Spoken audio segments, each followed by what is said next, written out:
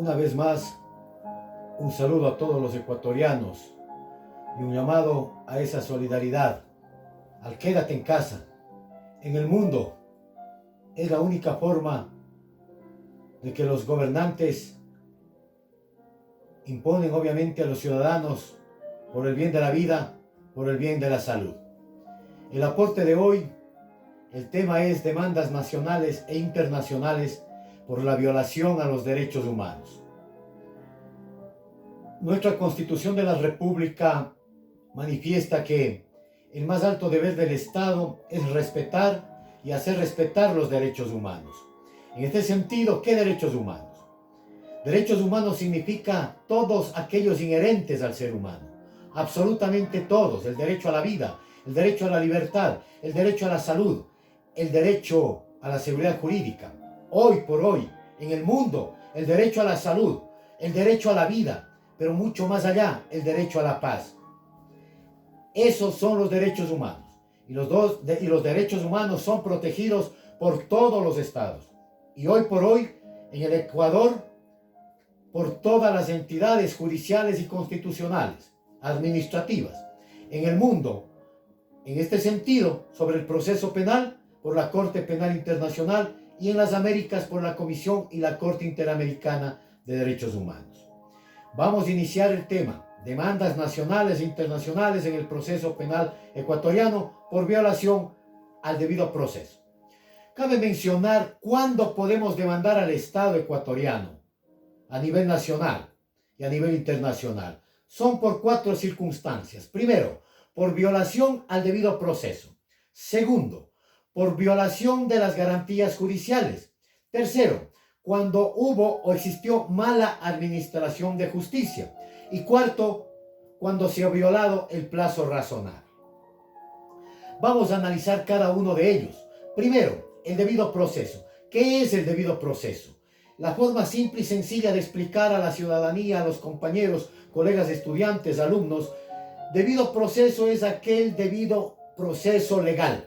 Está relacionado íntimamente con el principio de legalidad y de legalidad procesal penal, cuando nuestra Constitución de la República manifiesta lo siguiente: tampoco se puede juzgar a una persona sino conforme leyes preexistentes y de acuerdo al trámite propio de cada procedimiento. Nuestra Constitución también establece que el sistema procesal es un medio para la realización de la justicia y hará efectivas las garantías del debido proceso. Entonces, significa que el debido proceso no es más que aquel que debe ser respetado en todo proceso y en todo procedimiento. En materia penal, el procedimiento inicia desde que se da una denuncia.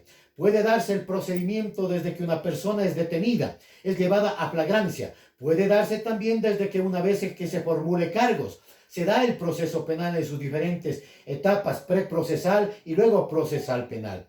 En todo ese procedimiento ordinario y posteriormente en el procedimiento extraordinario debe respetarse ese principio de legalidad procesal penal o simplemente debido proceso. En el país cabe indicar que todo proceso, ya sea administrativo, todo proceso, sea judicial o todo proceso constitucional, debe ser respetado sus garantías, es decir, las garantías, libertades y directrices que se dan para las partes procesales. Pongo un ejemplo: en materia administrativa, un policía, un militar, un estudiante de un colegio, un jubilado, un artista, se le debe respetar el proceso por el cual se le quiere sancionar. En materia penal, el debido proceso tiene que ser respetado para las partes procesales, para la víctima y obviamente para el presunto victimario.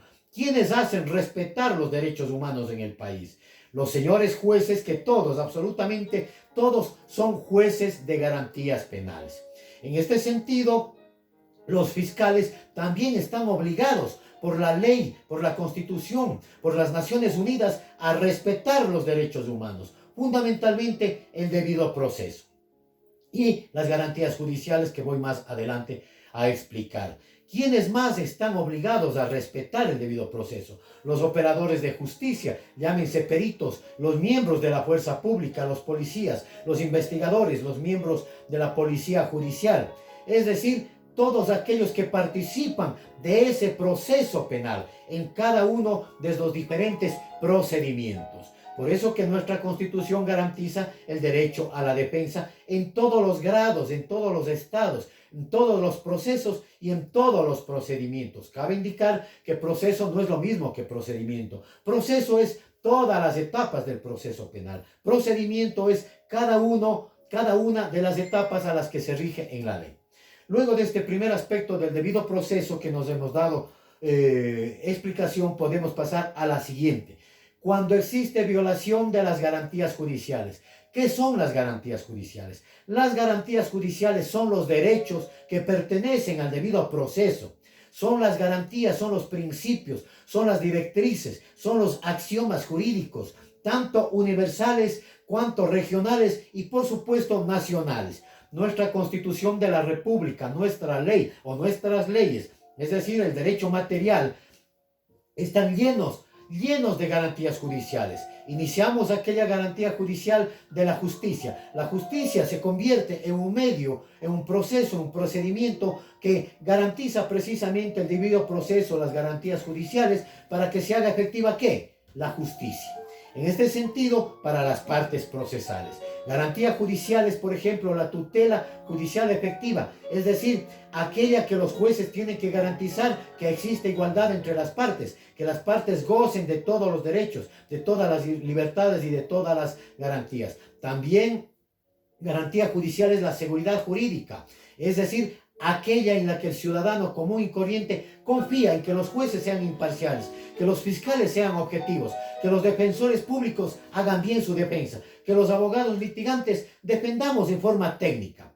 Además tenemos también otras garantías judiciales que están plasmadas en la Constitución de la República, fundamentalmente y específicamente en el artículo 76, cuando dice garantías del debido proceso. Una de ellas es el principio de legalidad, es decir, no se puede juzgar a una persona si no hay una ley preexistente y tiene que ser al principio de legalidad procesal con el trámite propio de cada procedimiento. Tenemos el derecho a la inocencia, que es una garantía judicial. Esta no se rompe la inocencia, no solo es una presunción, es un derecho. Esta se presume hasta cuando la sentencia cumpla su finalidad, se ejecutoríe, cumpla los recursos ordinarios y extraordinarios. Luego, garantía judicial también la tienen todos los ciudadanos. Una de las garantías fundamentales cuando una persona es detenida, y esto que quede claro, cuando alguien es detenido y es privado, así sea en estado de excepción como el que estamos viviendo actualmente en el mundo, tiene garantías de lo que conocemos en doctrina, la ley Miranda. ¿Cuál es la ley Miranda? La ley Miranda son todos aquellos derechos que tiene el detenido o privado de la libertad, sea por arraigo, sea por una pensión alimenticia, por un crimen, por cualquier naturaleza, en flagrancia. Los derechos son derecho a ser escuchado, el derecho a expresarse cuál es el motivo de su detención, de su privación de la libertad, derecho a una llamada telefónica, derecho a comunicarse específicamente con un abogado particular, si no lo tiene con un abogado de oficio. En el país hay los abogados defensores públicos,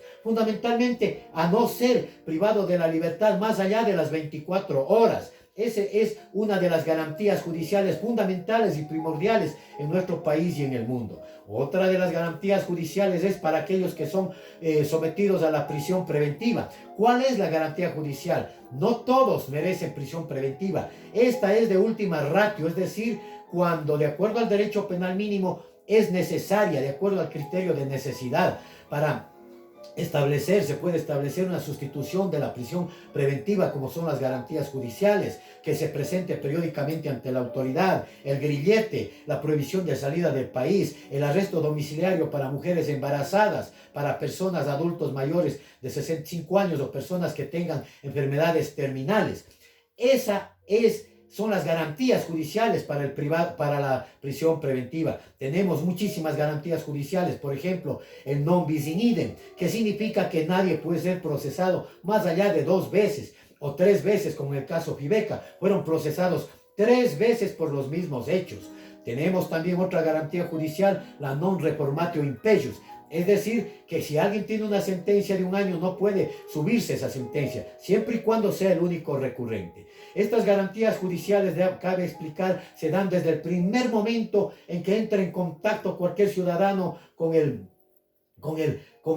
foro penal, es decir, con el proceso penal, hasta cuando concluya definitivamente. Y obviamente garantías judiciales también se convierten en garantías penitenciarias para aquellos que van presos, privados de la libertad en las diferentes cárceles del país. ¿Cuáles son las garantías judiciales de los presos? Por ejemplo, estar en contacto con su familia, no estar en aislamiento, tienen derecho a las rebajas, tienen derecho al principio de favorabilidad, es decir, cuando una ley le favorezca para su bienestar, tienen derecho a los traslados. Pero obviamente todo esto debe regirse bajo el marco de la ley y no bajo el marco de la corrupción como sucede en el actual sistema penitenciario. Con una sola llamada por teléfono le pueden realizar el traslado mientras ustedes realicen audiencias y nadie les ayude. Esas garantías judiciales son definitivamente, cuando son violentadas, precisamente se comete un error judicial. Y es motivo para demanda nacional y demanda internacional. Cabe señalar que estas garantías judiciales precisamente se encuentran en la Constitución de la República, en los artículos 75, 76 y fundamentalmente en el artículo 66 también como garantía judicial es el derecho. Hoy por hoy, en el momento en que nos vivimos, uno de los derechos fundamentales, primordiales, es el derecho a la salud, el derecho a la vida, a una vida digna, que ahorita podemos decir no tenemos una vida digna, el derecho a la vida en sí. Claro, cabe también nuevos derechos, nuevas garantías, como la de ahora, por ejemplo, sería una garantía judicial el de permitirle a quien esté contagiado con el virus comunicarse con sus familiares para despedirse. En definitiva, el derecho a una muerte digna, el derecho, un nuevo derecho a morir en paz. De ahí que las garantías judiciales también están en el artículo 1, 2, 3, 4 y 5 fundamentalmente del Código Orgánico Integral Penal. Inclusive mucho más allá son varios artículos que señalan todo este tipo de garantías judiciales. El Código Orgánico de la Función Judicial, desde el artículo 1 al 32, constan todas las garantías judiciales. Una garantía fundamental en el sistema procesal penal acusatorio es el de la argumentación, la motivación, es decir, que toda resolución administrativa, inclusive judicial, constitucional, tiene que estar motivada. Motivada significa fundamentada, argumentada, como lo expliqué algún momento ya anteriormente, es decir, contenga las 3 teorías: fáctica, probatoria y jurídica. Es una garantía la oralidad. Cuando estamos en una audiencia tenemos que hacerlo así como estamos haciéndolo, disertando con conocimiento, nada de computadoras, nada de las consabidas pollas que decíamos en los colegios. Tiene que ser el sistema oral. Esa es una garantía, porque resulta que el fiscal llega con un documento ya preelaborado y el defensor ese rato se entera. Tiene que existir. Otra garantía judicial es la igualdad entre las partes, fundamentalmente la igualdad entre las partes. Estas garantías judiciales también constan en los instrumentos internacionales. ¿Qué son los instrumentos internacionales? Son todas las leyes internacionales. Por ejemplo, en materia de proceso penal está el Pacto Internacional de Derechos Civiles y Políticos de 1966. En cuanto a garantías judiciales, está la Declaración Universal de los Derechos Humanos, el artículo 1 y el artículo 10, a una justicia imparcial. Eso es otra garantía judicial, la imparcialidad de los jueces fundamentalmente. No tienen que estar sometidos a ningún tráfico de influencias, no tienen que estar sometidos a la corrupción.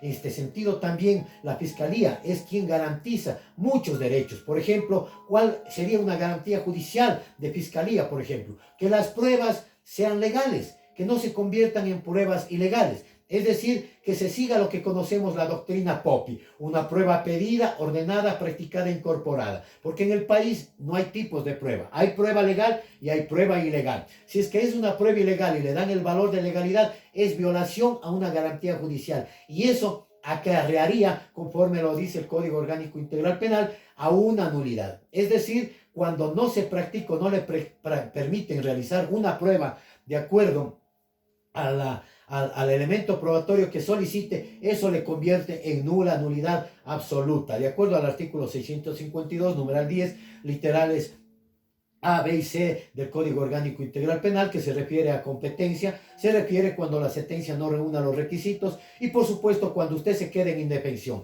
La Constitución dice que no tiene que quedarse en indefensión. Esa es otra garantía básica, el derecho a la defensa. En ningún grado del Estado respectivo procedimiento debe dársele los plazos, los términos para que prepare su defensa. Dicho esto, esas son las garantías judiciales y hay muchas más, indudablemente. Luego nos referiremos al plazo razonable. ¿Cuál es el plazo razonable para un proceso penal en el Ecuador? Aparentemente serían de 2 años que esté concluido un proceso penal, pero vemos casos que están 2, 3, 4, 5 años, 6 años, inclusive casos que ya han prescrito, como el caso 30S, por ejemplo, que se lleva a audiencia de juicio. Esos son los plazos razonables y al no respetarse un plazo razonable en el Ecuador, indudablemente se llega a error judicial y consecuencia de ello una demanda nacional y una demanda internacional. En concreto, el plazo razonable de una instrucción fiscal, por ejemplo, es 90 días. Luego se puede hacer extensiva a 30 días más. Pero si es que excede ese plazo razonable, se ha violado precisamente esta institución jurídica denominada así en nuestro país, recogida de la Comisión de la Corte Interamericana. Por último, estas 4 circunstancias, la violación del debido proceso, la violación de las garantías judiciales, nos lleva a la mala administración de justicia, a la violación del plazo razonable. Esto le convierte en error judicial. No solo en error de hecho, sino en error de derecho. Y en consecuencia, pongamos un ejemplo, un ciudadano es detenido y está privado de su libertad 6 meses, 1 año, 2 años, 3 años. Y en última instancia, o en las últimas instancias, en un recurso de revisión, de casación o de apelación, le declaran inocente. Eso se llama error judicial y en consecuencia tiene que ser demandado a nivel nacional y a nivel internacional. Pero también cabe mencionar que no solo cuando se le declara la inocencia, bien puede haber sido y recibido una sentencia condenatoria y terminar el proceso en sentencia condenatoria. Pero hay violaciones del debido proceso, hay violaciones del plazo razonable, hay violaciones de las garantías judiciales. También tiene que ser demandado ante el Ecuador y ante la Comisión y Corte Interamericana de Derechos Humanos. Es decir, todos aquellos que sientan violentados sus derechos humanos pueden demandar al Estado ecuatoriano. La diferencia está entre, esto pertenece a la institución jurídica de los derechos humanos a nivel internacional, que se demanda ante la Comisión y Corte Interamericana, es decir, en tiempos de paz. Luego, en tiempos de guerra tenemos el derecho penal humanitario, que no es lo mismo. El derecho penal humanitario es en tiempos de guerra o los tiempos actuales, como vivimos en catástrofes o en desastres naturales. Ahí intervienen los 4 convenios de Ginebra para los tiempos de guerra, pero eso no me voy a referir. Me sigo refiriendo. Una vez que hay error judicial, ¿qué hacemos? Vamos a la demanda nacional. La demanda nacional por todo el error judicial se lo hace ante los tribunales contencioso administrativo en cada una de las circunscripciones que nos toque demandar. Por ejemplo, en la capital de la República tiene la competencia para Ibarra, Tulcán. ¿Cómo se demanda? Se demanda a través del principio de legalidad procesal, que sería a través del Código General de Procesos, el trámite propio que establece para los procesos contenciosos. En este caso, se presenta la demanda, se califica la demanda. Obviamente la demanda tiene que tener todos los requisitos. Obviamente los nombres del demandante, los nombres de los demandados, los fundamentos de hecho, los fundamentos de derecho, el anuncio de la prueba. Tiene que tener las notificaciones, el lugar donde se le va a citar. Es importante manifestar que la demanda nacional ¿a quién se demanda? Al Consejo de la Judicatura a través de su representada. En este caso tenemos una ilustre dama que nos representa en el Consejo de la Judicatura. Se le demanda a ella. También se le demanda al representante del Estado ecuatoriano, como es el Procurador de la Nación. E indudablemente se les demanda a los jueces que incurrieron en el error, a los fiscales que incurrieron en ese error, a los operadores de justicia, policías, investigadores, peritos que cometieron el error judicial. Indudablemente, cabe mencionar que hay que presentar una cuantía. En materia de derechos humanos hay 2 circunstancias: el perjuicio material y el perjuicio inmaterial. Es recomendable presentar y adjuntar testimonios de los familiares que vayan a declarar cómo sufrió la víctima, testimonio de personas de la sociedad que vean cómo afectaron los medios de comunicación, por ejemplo, que también tienen que ser demandados, cómo afectó a su familia, a su entorno social, su honra, su buen nombre, el daño inmaterial de estar presos a lo mejor 1, 2, 3 años y resulta que ha sido inocente. Generalmente se demanda por millones de dólares, aunque no siempre conceden los millones, pero sí una gran cantidad de dinero. Y al menos hacemos y sentamos precedente. En el país, las demandas nacionales no se dan mucho. Cabe indicar que luego de que califica la demanda hay que citar. Una vez que se cita conforme el Código General de Procesos, se da la primera audiencia o audiencia preliminar, en donde se trata sobre vicios formales. Luego de los vicios formales, sobre el anuncio de prueba y obviamente los alegatos pertinentes. Y luego de ello viene la audiencia definitiva. Pero en nuestro país eso está mal, porque no deben ser los jueces que juzguen a jueces. Deben ser jueces constitucionales de la Corte Constitucional quienes asuman la competencia de estas demandas nacionales. Por eso es que para las audiencias definitivas nos ponen a 1 año, a 2 años. Ese es violación de las garantías judiciales. ¿Y de quién? De los mismos jueces ante quienes presentamos las demandas por violación de los derechos humanos en un proceso penal. Luego de la audiencia, indudablemente viene la sentencia, el recurso de impugnaciones, que eso todos más o menos ya lo conocemos, nulidad, apelación, casación, etc. En cuanto a las demandas internacionales, es importante dónde consta, cómo demandar internacionalmente. Consta en el Pacto de San José de Costa Rica de 1969 y fundamentalmente en su reglamento. La demanda se lo hace ante la Comisión Interamericana de Derechos Humanos. La Comisión Interamericana viene a ser como los fiscales en nuestro país. Conoce la demanda, abre la investigación, cita al Estado. El Estado tiene un término para contestar. Cabe manifestar que el onus probandi corresponde al Estado, igual que en la demanda nacional corresponde a la parte demandada. Probar los hechos que se le imputan en el sistema interamericano de materia de derechos humanos, se lo demanda ante la comisión. Luego de que la comisión considere que sí existe un caso, ahí recién pasa a la Corte Interamericana. La Comisión Interamericana pasa y pone en conocimiento el caso a la Corte Interamericana, quien a su vez asume las funciones de fiscal internacional. Si bien es cierto, las partes pueden comparecer con sus abogados o no comparecer, la Corte se convierte en parte procesal. Y una vez que se emita sentencia, obviamente el Estado tiene que cumplir. Hay 24 casos en el país, en la vida republicana, que se los ha ganado al país. Con orgullo lo digo, uno de esos casos es el caso Iván Durazno versus Ecuador, conocido actualmente como González Lluy versus Ecuador, o el caso de la niña contagiada con SIDA. Nos demoramos 13 años en conseguir la sentencia, pero ese es el trámite pertinente. Estos son tips que estamos colaborando, estamos ayudando en esta época de crisis con los pequeños tips que estamos dando sobre materia penal, derechos humanos. Quiero manifestar que demandemos nacional, demandemos internacionalmente por toda violación de los derechos humanos. Este fue el tema el día de hoy y con ello concluyo, no sin antes recomendarles que tienen que leer. Lean el caso Tibi, fundamentalmente la sentencia que emite el juez Cancado, ahora es juez de la Corte Internacional. Lean el caso Vera Vera versus Ecuador, el caso Consuelo Benavides versus Ecuador. Uno de los casos fundamentales, por ejemplo, también es el Chaparro Lapo Íñiguez versus Ecuador. Pero fundamentalmente el caso Tibi. Lean el caso González Lluy versus Ecuador y muchos otros casos. No son muchos, son 23 casos, pero también asuman jurisprudencia internacional de Honduras, de México, de Venezuela.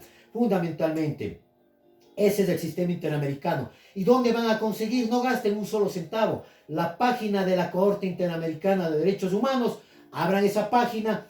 Ahí están todos los casos que ustedes pueden estudiar. Ahí está el trámite, ahí está la forma de denunciar. Claro, de pronto muchos colegas no les va a gustar lo que estamos haciendo, pero es importante dejar un legado, compartir algo de conocimiento que mis antiguos maestros, como el doctor Jorge Zavala Vaquerizo, lo hizo conmigo en su oportunidad. Es importante hoy en día señalar que los derechos humanos son básicos. El primer derecho humano es la paz, el segundo derecho humano es la vida, la salud, la dignidad. Ese ha sido el tema de hoy. Gracias amigos, gracias colegas, gracias pueblo ecuatoriano.